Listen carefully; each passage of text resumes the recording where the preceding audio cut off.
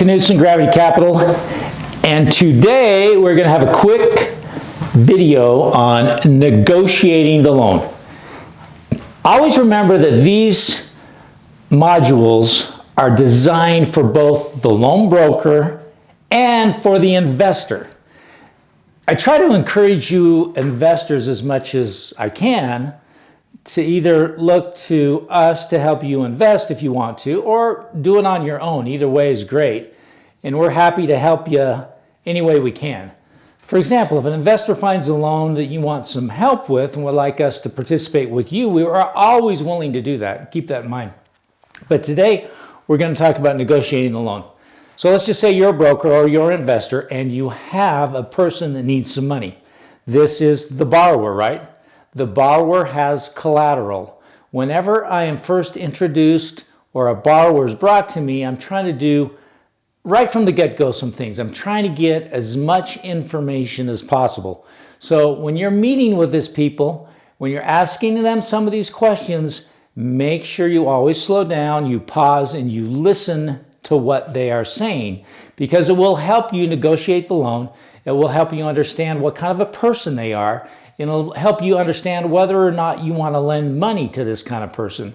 I've had a lot of people with good collateral that I did not want to lend to, and it's because they're frankly scoundrels. Scoundrels are the kind of guy that wants to borrow money and has no intentions of paying you back. And there's some people out there. And so you got to meet with the people, talk to them, get a feel for them, see if you like them or not. And you can usually tell, not always of course, but you can usually tell what kind of a person they are. So let's just say you're the broker or you're the investor and you've got somebody who wants to borrow some money from you. Let's say his name is Josh. And Josh, let's just say, has a fourplex. I'm meeting with Josh, I talk to him, I go through all the how's your family, what are you doing, what do you like, where you been, what do you kind of try to figure out what really gets them going, what they like in life, because what they like in life usually determines what they want the money for. But in this case, let's just say that Josh has a fourplex. And the first question after you get all the incidentals out, getting to know them, you're going to find out, what is your collateral? In fact, first of all, you're going to find out how much money they need. Should have put that first. Most of the time, these people will tell you how much money they need, right? So as soon as you get that decided, how much money they need, go to the next point. What is your collateral? Let's just say in this instance, Josh has a fourplex that he wants to put up for collateral. And so I'm going to ask them, first of all, the address, and then I'm going to get the description of as much information as I can. And by the way, in your packet, you'll have a questionnaire that will talk about all this real estate and the questions you want to ask about that as well. But for this case, we're going to just go through a few of them. One of them is, what do they think it's worth? What do they think the value is? And I'll tell you this right now, 90% of the time, their value is going to be higher than my value.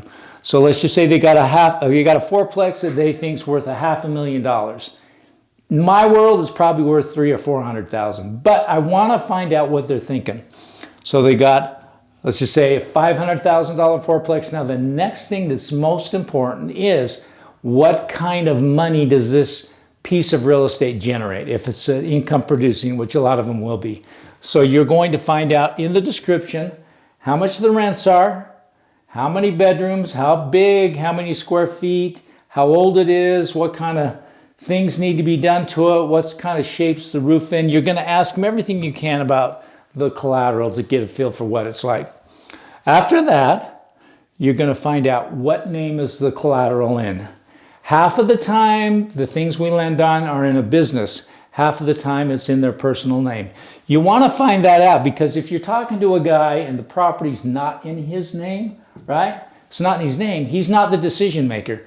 And you want to go to the decision maker. If it's in a company name, you want to find out who owns and runs the company. And you can do that by going to the state, and the state will tell you who owns it and who runs it. Most of the time, you can figure out who you need to be talking to. Many, many times, I lend money to people, or I talk to people who are not the owners of the property, but they know the owners real well. So you don't want to discount them totally, but you want to find out the story. Find out how they're related, what they do, are they partners, any of the above. The next one you might want to ask for sure is, and most of the times they won't have it, but is a tax ID number. If you get a tax ID number from them, which is a number that the county gives the property, I can then take that county tax ID number, I can email or I can get on the website of the county, and the county will tell me what they think it's worth. It's not by any means always close, but it's a starting point. So that you get the tax ID number. After you get the tax ID number, go to the tax county, find out what it's worth. The next one you're going to want to ask is, and this is, all these are important, but this especially, is how much debt is on the property. So if you have a property owner that's got a fourplex that's worth $500,000, right, and they owe $400,000, that's not a deal.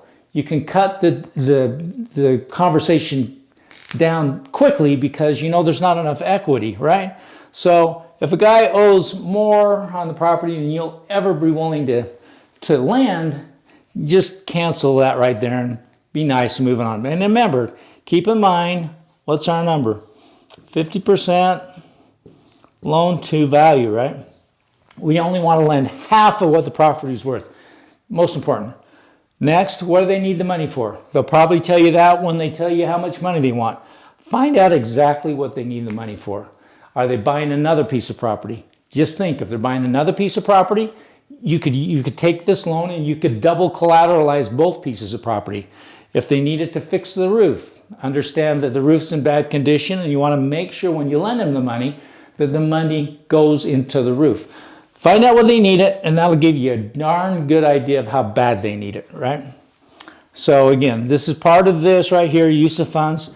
Find out the reason they need the funds, right? I mean, if, again, we don't lend money on personal loans, right? It's all got to be business related. So you're going to want to make sure that it's a business related loan and find out what the need of it is. And then after that, I'm talking to him about the financial position. I'm just going over this briefly. How, what do you do? Where do you work? How much do you make? How's your credit? Even though a lot of times that doesn't have any bearing. But if you get an idea of their financial position, it will actually help you determine what kind of a rate you want to charge them. If this guy's out of work, broke, been bankrupt before, a little bit higher risk, right? Or a lot higher risk. So if the risk is higher, you're going to want to charge more on the interest rate. That's something you want to, again, just fill out, get a feel for. This, how quickly do they need the money? When do they need to close? That goes along with use of funds and reason for needing the money. So if they need to close real quickly, right, they need the money more.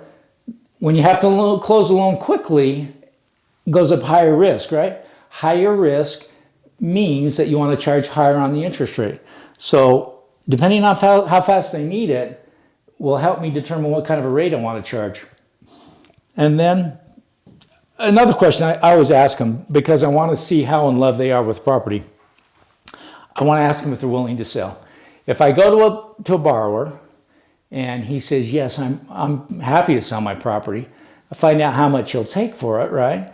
Usually it's a lot less than what this is. If he's willing to sell it for a lot less than that, first of all, it's a little bit scary because he doesn't love the property. He has no attachment to it. And so in my world, the risk goes up again. And plus, now this is not always bad, by the way. If you get a seller that says, I got this property, I got to fix it up, I'm going to fix it up. Once I fix it up, I'm going to sell it. I'm going to make more money for it. That's a good thing, right?